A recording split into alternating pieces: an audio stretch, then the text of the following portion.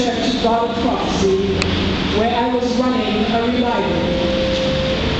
When the old lady was getting out of the car, she said to him, "I need a ride back home." He did not want to go and come back, so he stayed and he sat at the back of the church. That night was his night. After the message, he came to the altar, cried out to God, surrendered and accepted Jesus as Savior.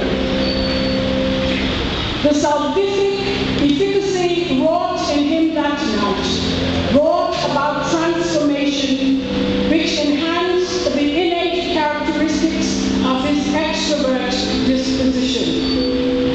Caring, kindness, self-sacrificing, and gentlemanliness. Salvation heightened his wisdom and his relentless pursuit of God. After all, his name was Solomon. He loved God. He loved his wife. He loved his children. He loved his family. He loved his church and his church family. Indeed, he loved people.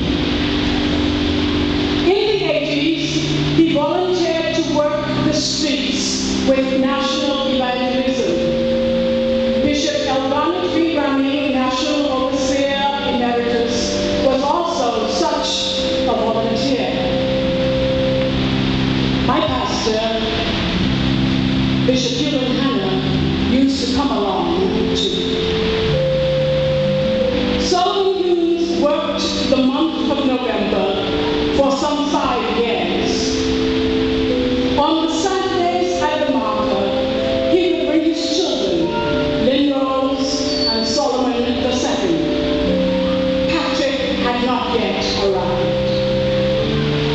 Lynn Rose and Solo joyfully gave out tracts, one child on either side of the street, East Street, just up the road.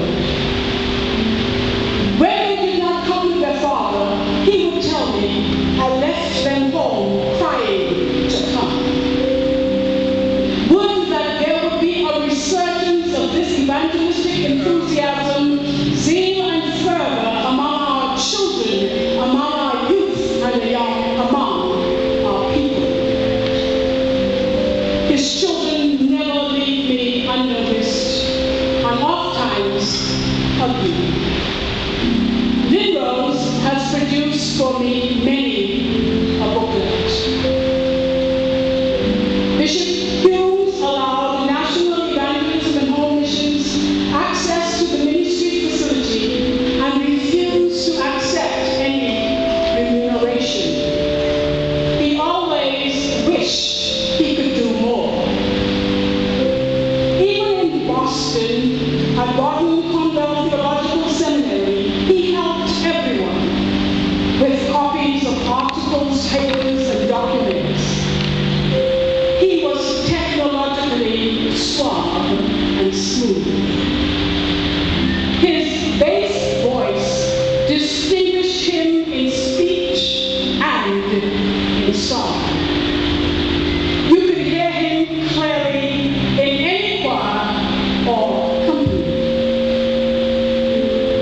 In 2010, when Bishop Hughes came to console me, he said that Sister Hughes stayed outside in the car because she could not take it.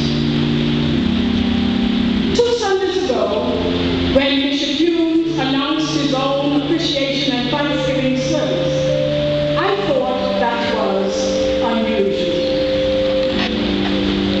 Mother Hughes, I identify with your grief. I share the unfathomable pain of the death of a son. Sister Patricia, Lynn Rose, Solo, Patrick, his twin, Bishop John, and his wife,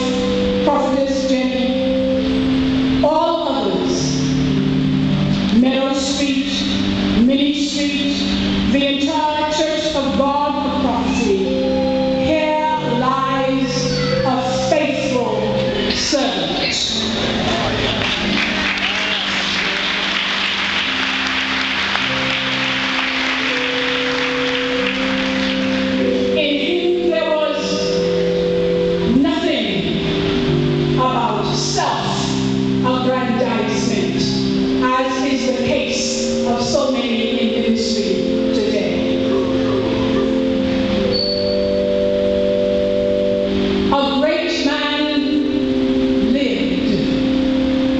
A great man died. Solomon, Lincoln, Hughes. Solomon saved, sweet, sober, smart. Lincoln, loving, long suffering, laughing,